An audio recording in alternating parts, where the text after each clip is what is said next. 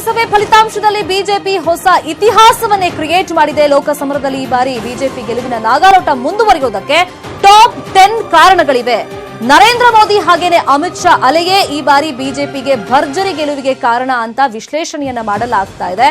ಇನ್ನು ದುರ್ಬಲ ಪ್ರತಿಪಕ್ಷ ಇದ್ದಿದ್ರಿಂದಾನೂ ಕೂಡ ಅದು ಪ್ಲಸ್ ಆಗಿದೆ. ಮೋದಿ ಕೈ ಹಿಡಿದಿರೋದೇನು ಅಂದ್ರೆ ಚೌಕಿದಾರ್ ಅಭಿಯಾನ. ನರೇಂದ್ರ ಮೋದಿ ಹಾಗೇನೆ ಅಮಿತ್ ಶಾ ಅಲೆ ದೇಶಾದ್ಯಂತ ವರ್ಕೌಟ್ ಆಗಿದೆ. 50 ದಿನ 142 ರ್ಯಾಲಿಗಳನ್ನ ಮಾಡಿದ್ದಾರೆ.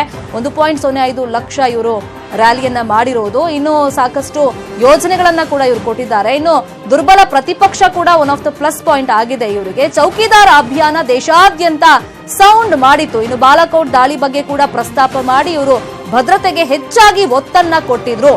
ಇನ್ನೊಂದಿಷ್ಟು ಯೋಜನೆಗಳು, ಪ್ರಧಾನಮಂತ್ರಿ ಕಿಸಾನ್ ಯೋಜನೆಗಳು ಕೂಡ ಜನಪರವಾಗಿ ಇತ್ತು ಅಂತ ಜನ ಒಪ್ಕೊಂಡಿದ್ದಾರೆ. ತ್ರಿವಳಿ ತಲಾಖ್ ಬಗ್ಗೆ ಬಿಜೆಪಿ ಕಾಯ್ದೆಯನ್ನ ರೂಪಿಸಿತ್ತು, ಅದು ಕೂಡ ಜನರ ಮನ ಗೆದ್ದಿದೆ.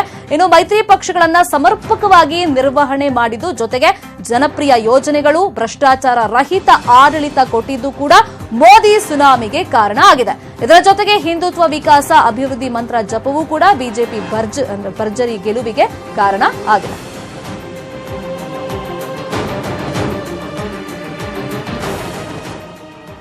ಇನ್ನು ದೇಶದಲ್ಲಿ ಬಿಜೆಪಿ ಐತಿಹಾಸಿಕ ಗೆಲುವನ್ನ ಸಾಧಿಸಿದೆ. ಕೇಂದ್ರದಲ್ಲಿ ಸ್ವಂತ ಬಲದಿಂದ ಸರ್ಕಾರ ರಚನೆ ಮಾಡೋಕೆ ಮೋದಿ ಅಂಡ್ ಟೀಮ್ ರೆಡಿಯಾಗಿದೆ.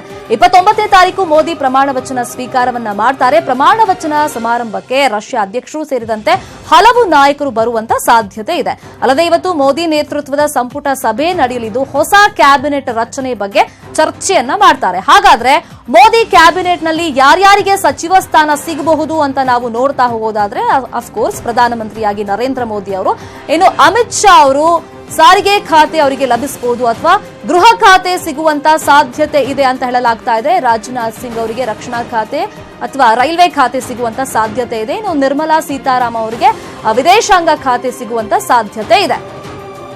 ಹಾಗೇನೆ ರೀಸೆಂಟ್ ಆಗಿ ಬಿಜೆಪಿ ಪಕ್ಷ ಸೇರಿಗೆದ್ದಿರುವಂತಹ ಗೌತಮ್ ಗಂಭೀರ್ ಅವರಿಗೆ ಕ್ರೀಡಾ ಸಚಿವ ಸ್ಥಾನ ಸಿಗುವಂತ ಸಾಧ್ಯತೆ ಇದೆ. ಇನ್ನು ಪಿಯೂಷ್ ಗೋಯಲ್ ಅವರಿಗೆ ಹಣಕಾಸು ಸಚಿವ ಸ್ಥಾನ ಸಿಗುವಂತ ಸಾಧ್ಯತೆ ಇದೆ. ಉಳಿದಂತೆ ಹಾಲಿ ಸಚಿವರಿಗೆ ಹಳೆ ಖಾತೆಯನ್ನೇ ಕಂಟಿನ್ಯೂ ಮಾಡುವಂತ ಚಾನ್ಸಸ್ ಇದೆ ಅಂತ ಗೊತ್ತಾಗಿದೆ.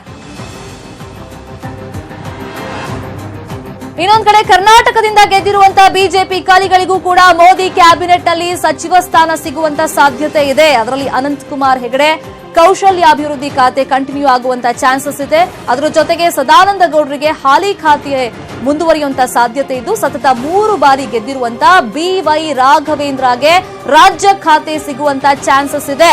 ಅಲ್ಲದೆ ಮಂಡ್ಯದಲ್ಲಿ ಗೆದ್ದಿರುವಂತಹ ಪಕ್ಷೇತರ ಅಭ್ಯರ್ಥಿ ಸುಮಲತಾ ಅಂಬರೀಶ್ಗೂ ಮೋದಿ ಸರ್ಕಾರದಲ್ಲಿ ರಾಜ್ಯ ಮಹಿಳಾ ಖಾತೆ ಸಿಗುವಂತ ಸಾಧ್ಯತೆ ಇದೆ ಅಂತ ಹೇಳಲಾಗ್ತಾ ಇದೆ.